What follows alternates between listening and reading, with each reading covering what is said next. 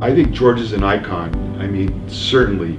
I've lived in San Diego for over 40 years, started my business here, raised my family here, and so I'm very familiar with the landscape, and certainly when it came to TV, financial news, George was a man. I started at the Boys and Girls Club of San Marcos in 1988 as in my young 20s as an entry-level position, moved for 25 years and came back. And George was on the board when I first started there as a young person. And a group of founding fathers and mothers, because there were some women involved as well, came together and really felt a Boys and Girls Club through Boys Club of America at the time would have been the best fit for San Marcos.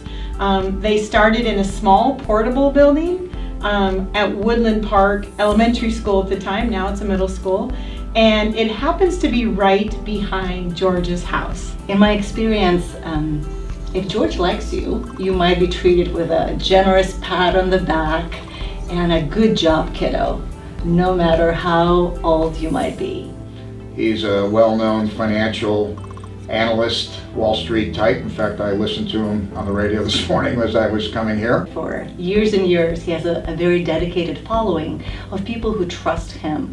His advice, his guidance, his unbiased opinion as a lecturer, as a workshop facilitator in investment, market performance, and just being safe and smart in anything connected to finances. We were a publicly traded company. I was very interested on a day-to-day basis what was going on with the stock market, and I would, tune into George Chamberlin and catch the show in the morning before I got to work. And the thing that struck me about George, he seemed to be really knowledgeable. There was a gravitas about George that I really liked and respected, and so that's one of the main reasons I like to listen to him too. But he was also very friendly and enthusiastic, and so it's just like the guy I'd have a beer with test.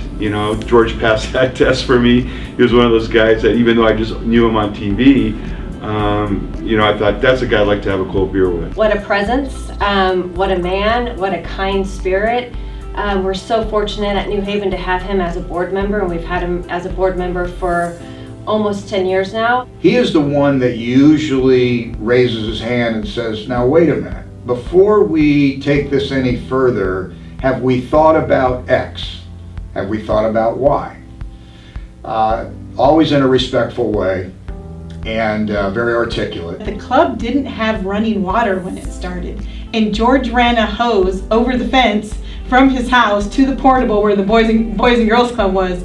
So not only did he invest his time, treasure, and talent, he invested his water as well. You look at where we were to where we are today, serving the amount of kids we do with a $2.4 million budget. If it wasn't for these founding pass the hose over the fence days, all of these kids that have had the beneficiary of these great people who helps have a vision for our community, it wouldn't have been possible. For us at New Haven, I feel like it was a twofer. We got George, but we also got Terry Chamberlin. And so together they're a dynamic duo, and I know George would say the same thing about Terry as well, is that he can do all the things that he's been able to do over his life because of his wife Terry and a strong family. I'm so glad the Vista Chamber is recognizing George. Anybody who knows George has heard him say a million times, I'm a North County guy. I live in Vista. So congratulations, George. You deserve this because you are the Vista guy. Congratulations, George Chamberlin. You're the best. I just want to thank you personally for not only being a youth in San Marcos growing up there, but also as the CEO who's been able to carry the torch this time. And we are serving more kids than ever, and we are a healthy organization, and we're financially stable.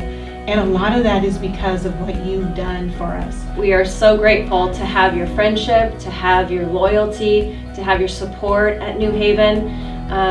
You've made such a big difference over the past 10 years that you've been part of our board. We really appreciate you. We appreciate everything that you do for us. We appreciate you and Terry and your entire family, because we know that without the support of Terry and your family that we wouldn't have the opportunity to have you on our board of directors. We want you to keep up the good fight. You can win this battle. You got this. We'll continue to pray for you, support you. George, Congratulations on the Lifetime Achievement event. Quite an honor, well deserving. And George, you've got a huge amount of fans. I'm one of them. Keep up the good fight. We are just proud beyond words for your achievements, and we're so happy to have you as a friend. Take care, my friend.